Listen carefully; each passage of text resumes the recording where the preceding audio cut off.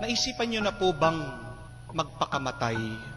Sumagi na ba sa isip niyo ang mag-suicide? Dahil sa dami minsan ng mga problema natin, pagsabay-sabay dumarating ang pagsubok natin, o pag masyado ng mabigat, malalim ang lungkot natin, minsan ninanais na natin, patayin natin ang ating sarili.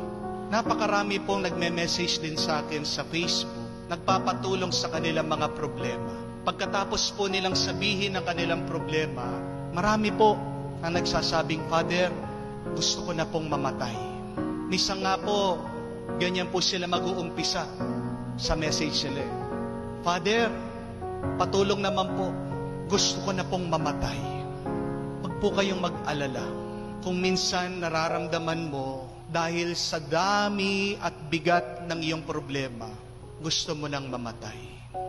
Dahil para sa tao na napakaraming naharap na suliranin, ang naiisip na lang nilang solusyon para lumaya sila, para magkaroon sila ng kapayapaan sa kanilang buhay, ay ang kamatayan.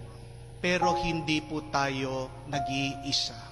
Dahil kahit po ang propeta ng Diyos, Prophet Elijah, he also desired death.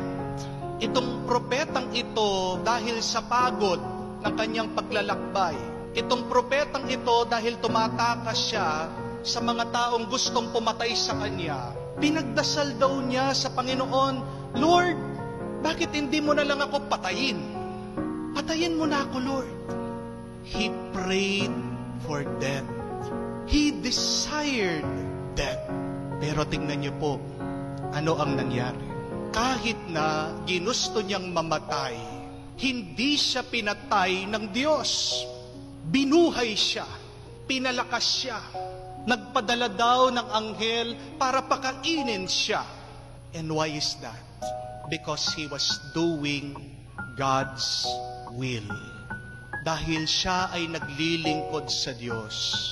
Dahil ginagawa niya ang kagustuhan ng Diyos. Hindi siya pinatay ng Diyos. Hindi pinabayaan ng Diyos na siya ay mamatay. And that is the good news, my dear friends.